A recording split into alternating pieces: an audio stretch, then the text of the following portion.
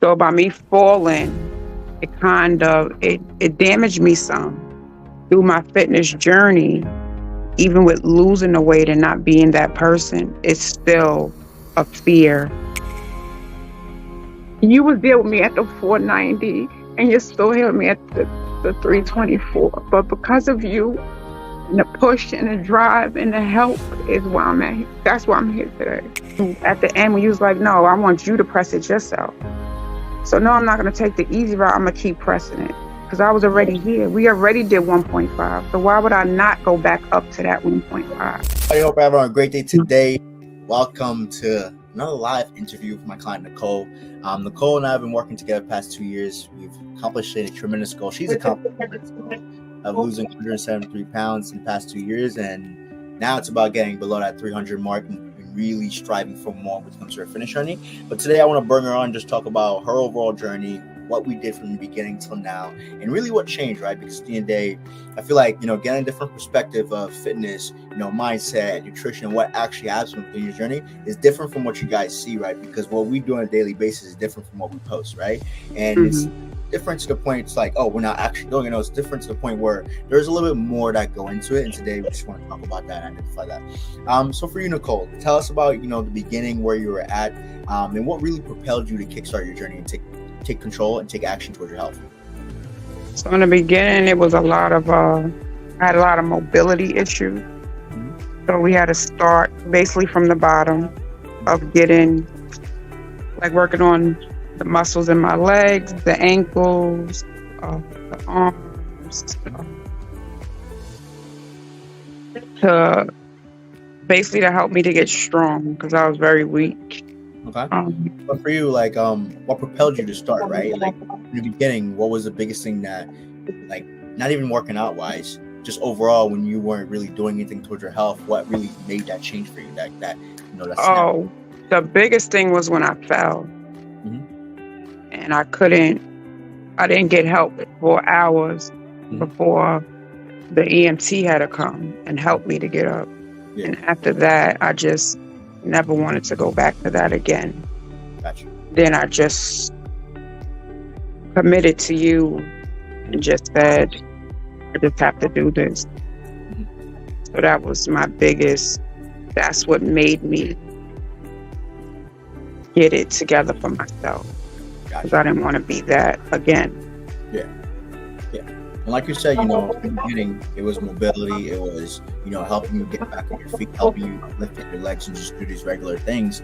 And, from where you were in the beginning to where you fell and you see that really, okay, cool, this is time for me to actually change. And when we started taking action, started, to start rolling into things, tell me a little bit more. How did that experience impact probably the first few months of your career?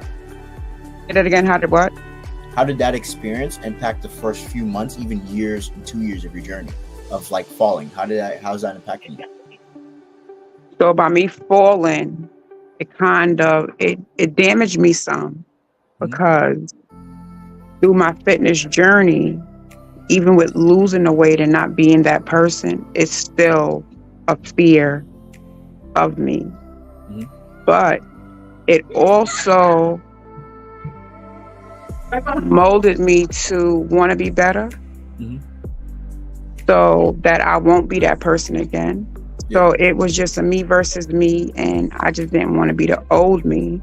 So I just kept focusing on getting to the new me, but in a healthier version. Yeah. So through that journey, I cried. There was doubt. I kept saying I couldn't do it. I was letting the fear take over, as you witnessed. You was very supportive. You saw a lot that I didn't see. And then battling with the nutrition, and then make the protein was a big thing for me. And then finally I just said, I'm not going to do processed food, and I'm just going to eat. And if it's not cooked, I'm not going to eat it. Yeah. Then I just started listening to you more, the mindset, and just when you would text me after I work out and say, let's try this, or, think about it this way. So the biggest part for me was that my mindset was just messed up, and I had to let some things go. And once I started to just talk it out, like, there was sessions where you was like, oh, I want you to say this while you're lifting that. And as I'm saying it, it helped. People think that I be delusional about it, but I have to show the video, because I have a video with it. It's the truth, And then when you started telling me to listen to like podcasts with different things, or you send me something to listen to, like, those things really helped me. Mm-hmm. And then it just started turning to the point where I just started showing up for Nicole. And then when I came, I just started seeing myself after, like, when I be at night, it's like, I went to Carl today and I really did what he asked me to do. Mm-hmm. With nothing. Like, it wasn't a no, it was just, I just did it. Yep. And just kept continuing. 1,000%. Something powerful you said there, it's, you saw something that I didn't see. And that's what I always tell a lot of people, when it comes to getting a coach, personal trainer, anybody to help you in your journey, it's not just for the fitness and nutrition, right? It goes deeper than that. And I always tell people it goes deeper than that. And they think you're crazy. It doesn't go any deeper than that. What are you talking about? And one thing I always tell people, it's your fears, your traumas. What you went through has a direct effect of what you're able to do. Mm-hmm. If you don't see certain things and other people doing that, pointing them out to you, and you think they're attacking you, no, they're actually telling you what they see from you on a daily basis, and not them attacking you. It's actually them helping you to recognize these patterns, so therefore you can actually overcome them. And it's powerful that for you, one of the biggest things also too, it's basically listening to other people. I didn't want you to just listen to me, because there's a lot of valuable and important and knowledgeable people out there when it comes to fitness who are, to be honest, better than me. And at the end of the day, I want you to experience that. I want you to listen to those people. And the reason why I asked you to listen to those podcasts is so therefore you can expand your environment, expand your knowledge. Because yes, I can teach you one thing, I can share one thing with you, and I do a good job with it. But I know once you listen to a different perspective, you hear a podcast from, let's say, a woman who's done the same thing or is on the same journey as you, it just hits differently, right? Because then therefore you can relate to them, versus me, And at the end of the day, I've been fit, not all my years, there was times where I was overweight, but I was never, overweight by like 200 pounds. And there's something, right. And I've lost it. And if you listen to those people, it gives you a different perspective, a different eye, a different ear to what you're actually listening to. So that's very powerful. Yeah. Say, your mindset was one of the biggest things. Like for you, when it comes to your mindset, what do you think specifically changed for you? What do you think was like that switch? I think the switch for me was,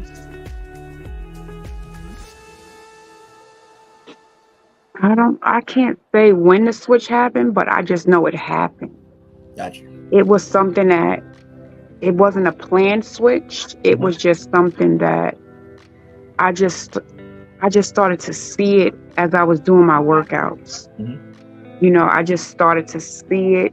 And as I was seeing it, I started to see it weekly. After my 2 sessions with you weekly, I started to see it. Mm-hmm. And then I never looked back after that. I just kept going, and I just kept saying, I'm going to just keep going. That's what I just kept saying. Yeah. But I just didn't want to be that person anymore. I just wanted to change, but I wanted it mentally, not just physically, but I wanted it mentally too. So that's why whenever I talk to you, I always ask different stuff, because just things I want to know.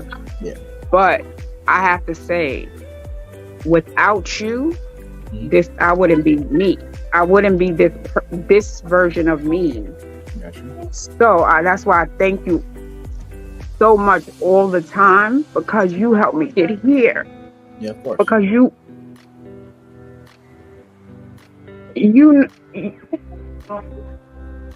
good. Take your time. You was there with me at the 490, and you still held me at the 324. But because of you, and the push and the drive and the help is why I'm at. That's why I'm here today. So I couldn't have did this without you. 100%. Always got your back. Huh? Always got your back. Right. So when people say, "Oh, you don't need a coach," I'm sorry, but I'm that person that needed a coach. I'm that person that needed somebody to be like, "Where you at?" I'm that person to be like, "So what you gonna do?" I needed that. Mhm. You know, I needed that. People don't see my, my sessions with you, but how you talk shit to me. It's like I need a person like that, because when you talk shit, it just makes me do it. It makes me go harder. It makes me push more. Yeah, But 100%. I just know that works for me. Mhm. Some people may look at it as criticism, but that's what works for Nicole. Mhm. So when I'm slacking and then you come with your shit talking to me, it's just something that just pops in my head and is like, oh, hell no, you better get up, you better do it, and let's go. And that's what it is. So you definitely helped me along this journey. And like I said, without you being my coach, I wouldn't have made it this far. Because like I would tell you, what do I do when I go in the gym? I don't know. Mhm. What would I do? That's why when you said, don't worry about that, let's finish doing this. Or let me, work on, let's do our strength training, and let's work on the nutrition. And even when we had the little plateau with the weight, Mhm. and you was like, it bothered me, but it didn't bother you, because as a coach, you kept saying, oh, I'm not worried about that. Mhm. But then you also was like, all right, so now we got to figure out why we still stuck. Mhm. I couldn't have figured that out by myself. Mhm. I wouldn't have known what to do. So I need you. Mhm. And that's why I said, I'm not done with you. Mhm. You're not done with me until I get to that goal that I want. Mhm. So I don't care that I've been with you for 2 years, Mhm. but it's 2 years that I'm not at the same place. Yeah.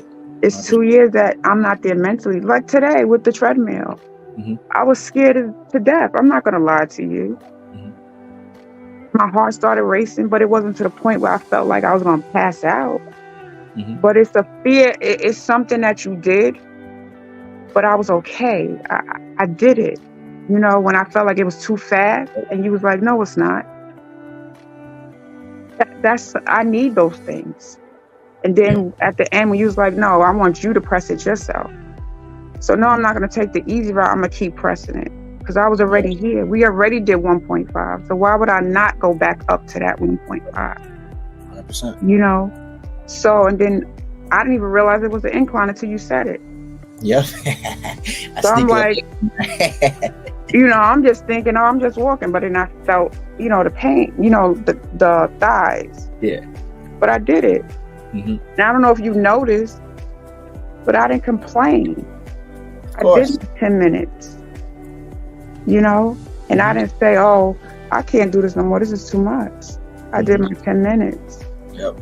I didn't worry about the time. I just did it. 100%. And that's what I learned from you. It's just do it. Mm-hmm. Because guess what? Like you told me, if you do it, at least you could say you tried. Exactly. But if you don't try at all, then I failed. Yep. I'm not going to be a failure. Mm-hmm. That's why I always tell people, failing is when you're not doing nothing. Mm-hmm. Failure is when you're saying, oh, I can't do it because of this, when you've never even tried before, And, the thing is, when it comes to, let's say, me shit talking, is because I know how to motivate you, right? Mm-hmm. And certain people are different. Certain people differently. Certain people, I have to say things differently. Certain people, I can't just text a certain thing. I got to send them a voice note, this and that. So therefore, they can get that version of tough love in their own way, right? Because everybody needs tough love. But the biggest thing is, the reason why I always like to motivate and push your buttons, because without pushing your buttons, you never find room to get better. And I see this every day, that people that are just going by, barely trying, barely doing this. And even when I go to the gym, I see certain trainers like, yeah, you're doing great, and they're not even sweating. I'm like, bro, you would be cursing me out right now. Because at the end of the day, you need somebody. It's funny, they were cursing me out today. But you need somebody that could truly push your buttons, but push them in a positive way to help you see what you're capable of. And that's what a coach is there for, to help you see what you can actually do and how you can actually achieve this goal in a safe manner, in a progressive manner, but in a way where you're not just staying the same, but you're elevating every day, right? Yeah. And that's the power of, you know, just talking and using your words the right way to actually cultivate and push somebody in the direction they need to be. So yeah, I love doing that. And that's Yeah, all. that helped me. And then just when I just decided, like, all right, I'm just not doing outside food. If it's not cooked, I'm not gonna eat it. Mm-hmm. When I really started to, because I was showing up, doing what I needed to do. Mm-hmm. Then these last 2 weeks, I've been really focusing on my steps. Mm-hmm. But the best gift was when I went to the mall and was able to walk around the mall and not say I'm tired. Yep. Or go into the mall and be like, well, find out what's the entrance we need to go into that store and find parking. It wasn't like that. It was like, oh, just find parking and we're going to walk around. Just like today, after I left you, we went to Macy's, the mall, and we was walking around. Nice. But to not feel tired is a big win for me. Mm-hmm. And I love that I could just walk around and I'm not tired or my legs hurting. Yep. Like, that's so huge for me. And this is something that I've been wanting for years. Mm-hmm. And to have it now, to the point now where it's like, oh, let me get out here and I'll just walk, you know. And now every time when I'm going somewhere, I always say, oh, let me go because let me get my steps in. I can get more steps in. Yep. I'm always thinking of the steps, you know. So that's another thing, and making sure that I'm moving as much as possible. Yep. So that I can get better. 100%. You know? Mm-hmm. Movement is key. You know, and I tell people this all the time. If 90% of the U.S. population just move more, everybody will be healthier. You know, because when it comes to working out, and whenever I tell people this, don't believe me, you only work out twice a week, strength training. Past 2 years, we've lost 173 pounds. What does that tell you? That tells you can still do it with just 2 sessions a week. It's just a matter of how much movement you're actually getting outside of it. And if, let's say, you're not doing an effort when it comes to nutrition, you're doing yourself a disservice. If you're not doing yourself when it comes to, let's say, walking, then you're doing yourself a disservice. Because at the end of the day, once you, okay, cool, I found a groove that I can stay consistent with, and now you're like, okay, cool, what else can I add outside of working out? It changes your frame, you know. And with 2 sessions a week, walking 3,000 to 5,000 steps a day, and just doing that consistently is enough to get you results. But people think they have to go 7 days, 10 days, this and that, 10,000 steps. No, the minimum can get you the maximum results you're looking for. It's just a matter of how consistent you're able to actually stick to those minimum tasks and actually continue moving forward. Mm-hmm. Very powerful. Yeah. I didn't realize how important that was until I started taking accountability to make this happen, and responsibility for those steps.